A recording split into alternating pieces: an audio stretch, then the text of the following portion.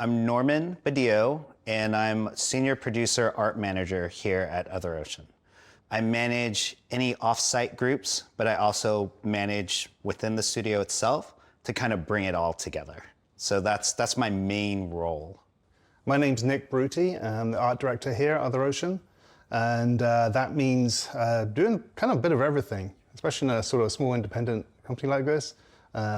So setting the tone for how the game looks, the quality of it, what new decisions need to be made, especially with this game, where there's an art look established, but there's a lot of new stuff that we have to generate that has to fit inside. I manage teams around the world. So what I have to do with Nick is that we have to kind of coordinate it so art is constantly moving, right? It needs to constantly move. So we kind of keep like the cogs moving, kind of like the old fable of, the magical elves at night. You just set out, and then when you come back in the morning, there's a lot of things done, which is really good. It just keeps the creative juices going. I didn't play at the time, but I do remember it, because I was making games back then too. And so I recognized kind of a lot of how things were built and how things looked and the limitations that we had. So when it came up, I was like, oh, it's almost like, it feels like I'm remaking one of my own games in a way, from back in that time. Going back and actually looking at the game again, it really brought up the old processes that we used to do on the PS1 when we used to work on it and develop on it back then. So it's a very familiar feeling, right? Yeah. Those really, really small textures and no shaders and the limited polygons, like compared to the 100 polygon characters or the really, really low polygon worlds to now, it really, development has gone a long way. The scope of the game is so much larger than the original, even though we're staying within the confines of that sort of original gameplay. But yeah, 100 polygon character going up to like 10 to 20,000 polygon character. Our characters have to look like you could drop them in a TV show or a movie, and it worked just fine. And so in the original game, they have like 50 plus characters, which was a lot back then too. But when they're like 200 polygons, and one texture, tiny little texture, it doesn't take that long to make it. But it takes us a lot of sweat, a lot of hard work. But even the teams themselves back then were really, really small too. It could probably be handled, PS1 development could have been handled by 20 guys, max, right? Maybe, 10 to 20 guys can make a PS1 game and make it really, really good. With some development teams, maybe not all, but nowadays you have like a team up to like 50 people, 60 people trying to get this all together. And you kind of have to spread yourself out, to these larger teams so you can tackle all these little areas to bring it up. So imagine where we wanted to take the game and married with the technology that you had, because we didn't know which technology we were going to use when we started and what's going to be best for us. Maybe keep it really simple, focus on the gameplay, reproducing the original game as close as we could. But very early on, we did a couple of tests, and it instantly gave us kind of a vision of where we wanted to go. And that sort of helped unlock a lot of things, is once we had that tool, we could play around live very, very quickly. And at the same time, we were working on exploring concepts of what these levels could look like. Because in the original game, everything fades out to black within about 30 feet. You don't see anything, you don't see what these worlds look like. There's no hill in the background, stuff like that. So when we realized that we couldn't really have that same effect on a modern game, people kind of want to see a big, lush world. But we still want to make it spooky. So we had to reimagine how this world would extend beyond that camera in the first game.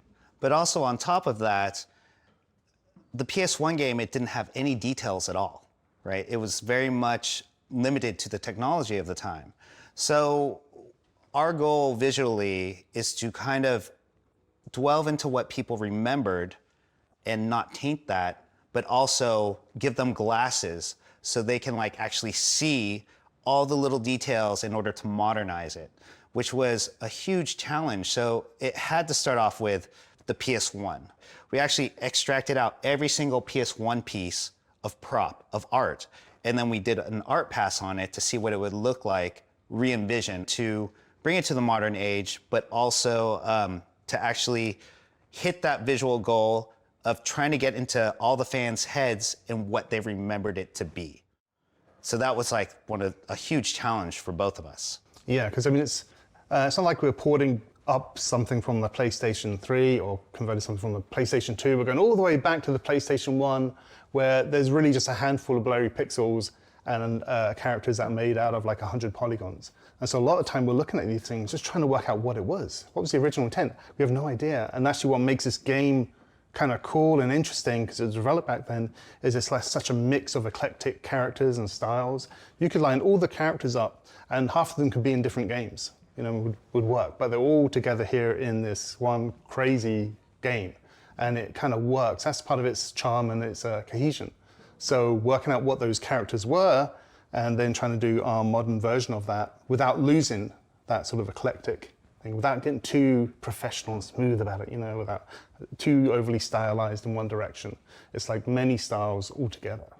We also got like a lot of support from the original creators. We're able to get, their inspirations and also a lot of their original concepts of the game.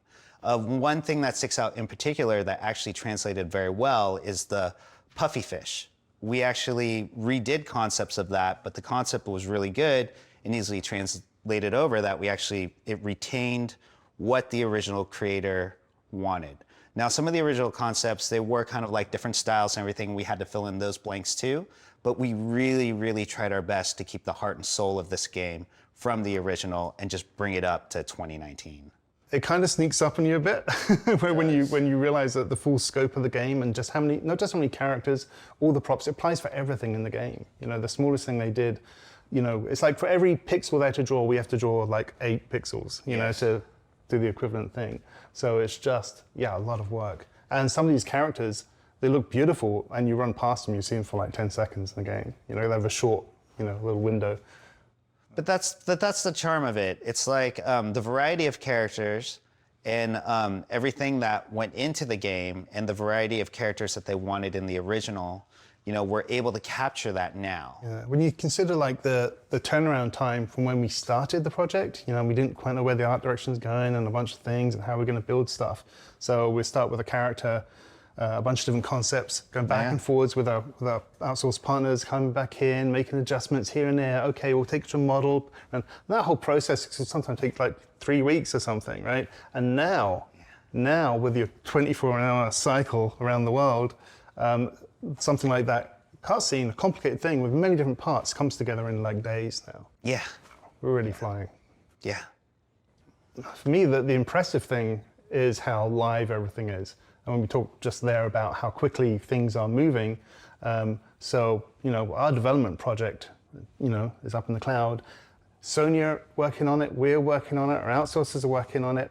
Sony doing audio and many other things, and it's all moving incredibly well. So it's just sort of impressive as an organization, and also how passionate Sony are about the project. It's really nice to have a passionate partner rather than someone who's just like, hey, could you just fill this game out for us? We need to fill a catalog out or something. No, these guys are on it. Like George is on the phone every day, and he's playing it every night. And you kind of need that too, because we're down deep in the game, and it's hard to see things at a certain level when we're moving so fast. And so Sony are on it day to day. They know where the game's at, they know the progression, they know, oh, you missed this thing, or there's that thing, and everything's sort of kept at a constant boil. We're all one big team. Like, I don't feel like it's Sony and us or anything like that. I feel like we're in it together. And that's a really good feeling to have with a partner.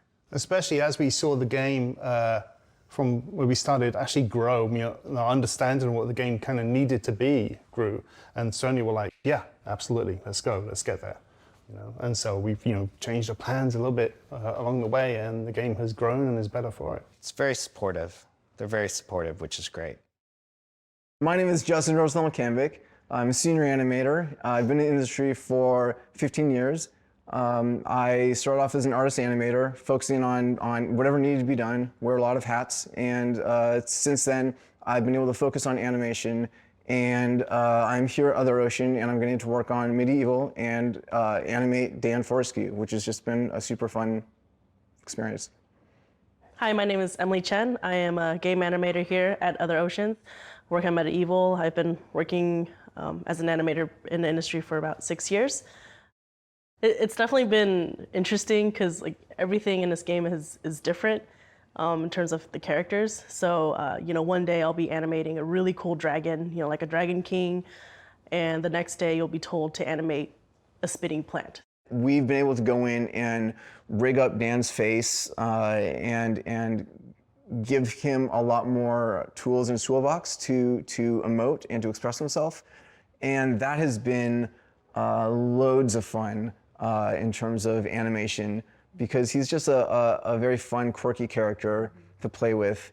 And a lot of his mumbles of like all that kind of stuff is just great, and really gives us an opportunity to play around with delivering that personality to the fans, because they haven't been able to really see that from this original game. Another one of the fun animations that we got to do was with Dan and with the chicken leg. And the whole idea of him throwing a chicken leg at enemies and having them poof and turn into roasted turkeys or chickens or whatever, that was just a goofy thing. And we had the idea of making sure that every weapon, so to speak, had a secondary action or a secondary attack or something. And when we got to the chicken leg, it was kind of like, how we're already like throwing this chicken leg at enemies, like what's the secondary thing? And I was like, oh, it would be pretty cool, kind of ridiculous if he just like ate it. So I made sure that like whenever he's holding it, he has his pinky out, because one, that's just hilarious. But I just got to do like this really fun animation of him sort of looking at it and then like gnawing away on the chicken leg as best he can without a lower jaw. So that was just fun to do. For me, it was really fun just to take, something that was really limited at its time and to just recreate it and, to bring more life to it and in a way add a little bit of like my own personality into it. Like, you take a character that has like, 4 body parts and just taking that and take it to what, to rigs that we have today, which has like, 12 more body parts, and just recapturing that moment and just bringing it more to life has been really cool. There's a lot of limitations. So the original game came out in, 98? So there's a lot of limitations that everybody was working in. We're always working under limitations. But now we were able to go in and really sort of flesh out, for lack of a better term, flesh out the skeleton, Skelly Boy of Dan Fortescue. And I was really trying to get a lot of those movements into the walk cycle and the run cycle. And it was really just having fun with playing around with the proportions of the character and stretching them out and making sure that the run felt bouncy, made sure that for the jump poses and everything, and just really just stretched the heck out of his head and his neck and everything, because there was a lot of that stuff that was iconic moments and sort of iconic memories from the original game.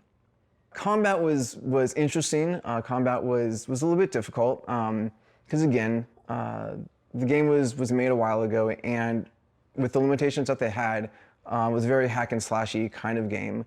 While some aspects that we've done for combat are more true to the original, there are some parts that we took some liberties on, and we've tried to expand and bring some of our own ideas to the table. Well, I mostly work on the enemies of the game, so I guess the biggest challenge in terms of combat for that was to not spend too much time on their attacks, because like you have all these enemies who look way, like they look way different from how they were originally.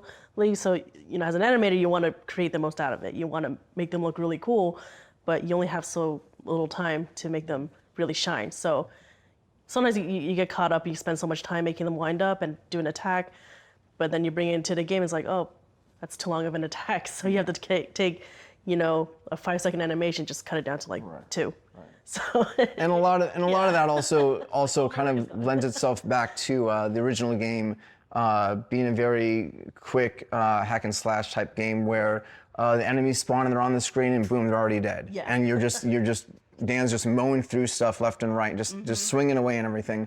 Yeah. So there's definitely that aspect, that balancing act of trying to make sure that the animations have like a certain level of quality, but also being aware of what their purpose is and how much time they're going to be on screen, right. And just make sure that we're paying attention to both aspects of that. I mean, besides enemies, it was also fun working on non-enemy characters like cats and chickens or rats on the side. So it's kind of fun to like, hey, this is something that I can tell people to protect in a game. You don't have to kill them, but you can admire them on the side. Just, you know, don't hurt them. They're precious to me. I mean, yeah, I've always been a fan of just, you know, keeping games like kind of the way they are, but also giving new players a chance to re-experience it again, whether it be an original title or a remake. So I think anytime a game is remade, I'm all for it, because sometimes players don't have the opportunity to buy, you know, an old console that's probably not made anymore. So to be a part of this, it's always really exciting, because I can tell, you know, friends who've never probably even heard of the game, like, hey, check this out. And maybe their friends will be like, yeah, I played this game when I was a kid. And it's just kind of cool just seeing people engage in that kind of history of, you know, whichever franchise it is. And in this case, MediEvil. Yeah, I remember when I first saw, you know, what we were making, I remember vaguely seeing my brother's friends playing it, but I never really got a chance to actually play it myself, because one, I was a little too young, and being the youngest of the group of my brother's friends and I, you know, I was never allowed to play it. I can only just watch it from the back of the group. I was always player number 2, I guess. But so, and then being able to be part of it and to make, I'm like, oh, this is what they were playing, and it's kind of cool to just re-experience that and to see, like Justin said, just to see how far it's come and just to, you know, bring it back to life again.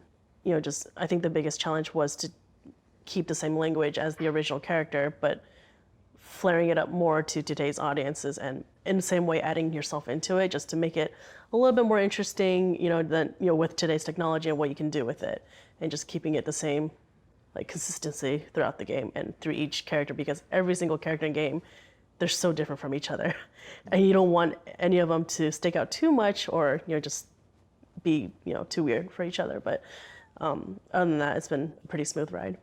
Yeah. It's been good working with who I've worked with in order to get getting the combat and to getting a lot of the intent from the original game brought over for this remake. Yeah, for me, it's definitely been a dream come true. Like, I feel like this is the place that I've definitely gotten a chance to really grow as an animator. I definitely love the team that I'm working with. Everyone's been super nice and supportive, and they're always allowing me space to just develop my skills, and it's been a blast.